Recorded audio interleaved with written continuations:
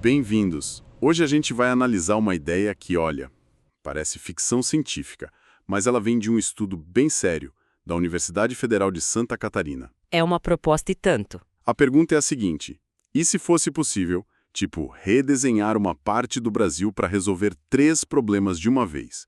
A crise nas cidades, a degradação ambiental e, ainda por cima, criar um novo motor para a economia. E a nossa fonte aqui é um trabalho chamado Transição Territorial Regenerativa no Brasil. Exato. E a nossa missão hoje é mergulhar nisso e entender. Essa proposta é um plano genial ou é, sei lá, uma utopia impraticável? É uma ótima pergunta. Porque o estudo parte de 2 extremos do Brasil, né? Um problema gigantesco e uma oportunidade na mesma escala. Certo. Qual é o problema? O problema é que o país tem cerca de 160 milhões de hectares de terras degradadas ou subutilizadas. Peraí, só para a gente ter uma dimensão, 160 milhões de hectares. Isso é o quê? O território da França, Alemanha, Itália e Espanha. Juntos. Exatamente. É uma área continental basicamente abandonada dentro do nosso próprio país. Pois é, uma área improdutiva gigantesca. E aí vem a oportunidade. O IPCC, o painel do clima da ONU, já foi bem claro. E o que eles disseram? Não basta só cortar emissões. A gente vai precisar ativamente remover gás carbônico da atmosfera. Tirar o que já está lá. Exato. E a forma mais eficiente de fazer isso é com a natureza, restaurando ecossistemas. De repente, essa terra degradada vira um ativo estratégico. Um ativo global. Global. O Brasil está literalmente sentado sobre uma das maiores ferramentas para resolver a crise climática. Ok, o cenário está posto.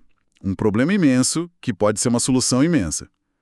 Como é que o estudo propõe fazer essa mágica? Qual é o plano? Então, o plano, que eles chamam de transição territorial regenerativa, se apoia em 2 pilares, que funcionam juntos, isso é importante. Certo. O primeiro é a conversão de terras. A ideia é pegar uma parte dessa área degradada, algo entre 10 e 40 milhões de hectares, e transformar em sistemas agroflorestais. Sistemas produtivos e biodiversos. Certo, plantar florestas que também produzem alimento e outros produtos. Até aí parece uma ótima ideia, mas não é exatamente nova, né? Qual é o segundo pilar? É aqui que a proposta fica, realmente radical. O segundo pilar é uma migração rural planejada. Migração planejada. Isso.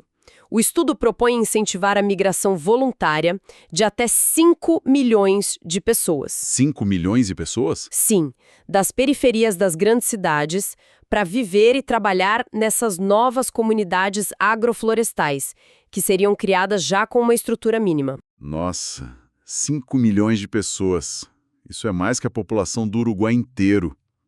A ideia é mover essa gente toda, de forma voluntária, de volta para o campo.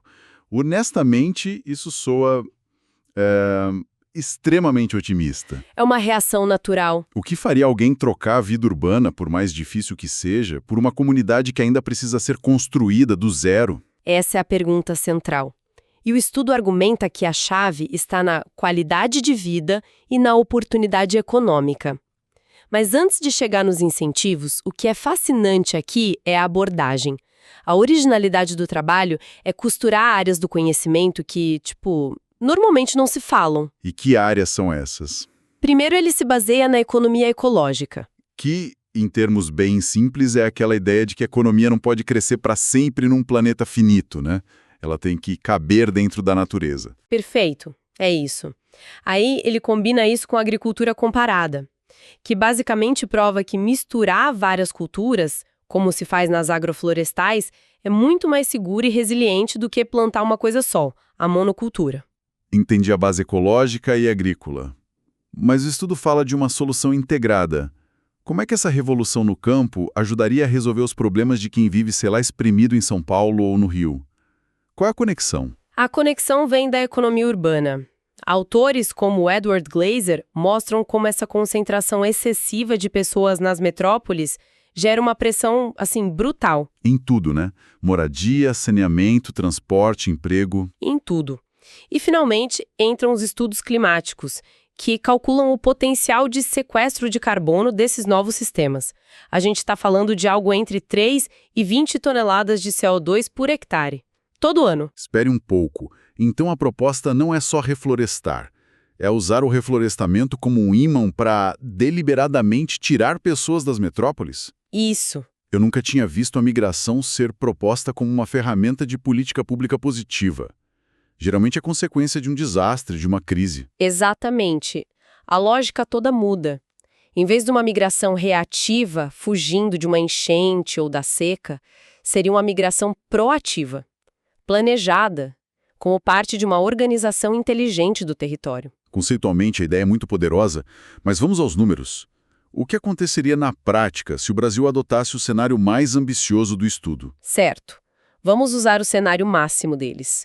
Converter 40 milhões de hectares. No impacto econômico, o estudo estima a geração de um valor bruto de produção, Ou seja, o valor de tudo que seria produzido ali. exato, entre 280 e 480 bilhões de reais por ano. 280 a 480 bilhões. A que setor da nossa economia isso se compara? Só para a gente ter uma noção. É comparável, por exemplo, a todo o setor da construção civil no Brasil. Caramba! Ou seja, a gente estaria criando uma nova construção civil, só que baseada em regeneração, em bioeconomia. E com os efeitos multiplicadores, o impacto total no PIB poderia chegar a 850 bilhões de reais por ano. 850 bilhões. Isso é o quê? Uns 6% do PIB atual? Exatamente. Criar um setor econômico do tamanho da construção civil. Do zero. É uma afirmação em tanto. E para as famílias que fariam essa migração, qual seria o retorno direto para elas? O impacto social seria talvez o grande atrativo. O potencial é assentar de 7 a 10 milhões de famílias nessas novas terras, e o modelo estima uma renda líquida anual entre 26 e 40 mil reais por família. Para a agricultura familiar em situação de pobreza hoje, isso é uma mudança de vida. É uma mudança radical. A escala é impressionante, sem dúvida. Mas esses números de PIB e renda não parecem bons demais para ser verdade. O estudo chega a estimar o custo do investimento inicial para tirar um projeto desses do papel. Essa é uma crítica justa. Porque o impacto de 850 bilhões do PIB não adianta muito se custar 2 trilhões para implementar, né? Pois é. E o próprio estudo reconhece essa limitação. Ele não calcula o custo de implementação da infraestrutura. Estradas, escolas, postos de saúde, internet. É um modelo conceitual, focado em provar a viabilidade do produto final, não do custo de construção. Entendi. Mas ele argumenta que parte desse custo seria compensado pela redução de gastos nas cidades com a diminuição da pressão. Faz sentido. E o impacto no clima, que foi o ponto de partida de tudo, o impacto climático é talvez o mais espetacular. O estudo calcula um sequestro de 8 a 12 bilhões de toneladas de CO2. Isso num período de 20 a 25 anos. 12 bilhões de toneladas. Como é que a gente traduz isso? É como tirar quantos carros das ruas? É muito, muito mais que isso. 12 gigatoneladas de CO2 equivalem a quase uma década inteira de todas as emissões líquidas do Brasil. Uma década. Sim, considerando os níveis atuais. Seria uma das maiores contribuições de um único país para a estabilização do clima global. E nas cidades? Mover 5 milhões de pessoas teria que causar algum alívio. Teria, mas o estudo é bem honesto em dizer que seria um alívio moderado.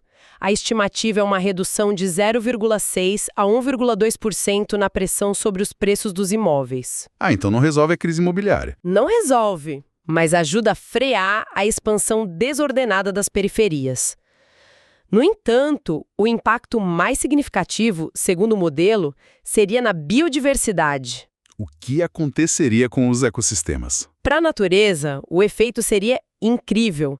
Haveria um aumento de 25% a 40% no que os cientistas chamam de diversidade funcional. E o que é diversidade funcional, em português claro? Pensa assim, é a variedade de espécies de plantas e animais que cumprem funções vitais para o ecossistema. Abelhas para polinizar, pássaros que controlam pragas, árvores com raízes profundas que seguram a água no solo. Certo. Aumentar isso em 40% significa reconstruir ecossistemas muito mais saudáveis e resilientes. E significaria também reconectar biomas, criando corredores ecológicos que permitiriam a fauna e a flora circularem de novo. Ok, então, o estudo apresenta um cenário onde a economia cresce, milhões de pessoas saem da pobreza, o Brasil vira um herói climático e a natureza se recupera. No fundo, que tipo de mudança de mentalidade ele está propondo? Se a gente conectar todos esses pontos, a proposta é tratar a agrofloresta não como uma técnica agrícola, tipo bonitinha, mas como uma infraestrutura bioeconômica nacional.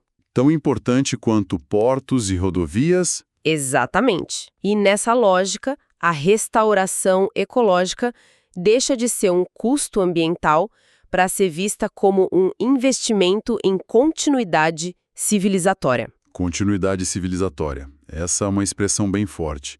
O que eles querem dizer com isso? Que o nosso modelo atual é, na verdade, um caminho para o colapso.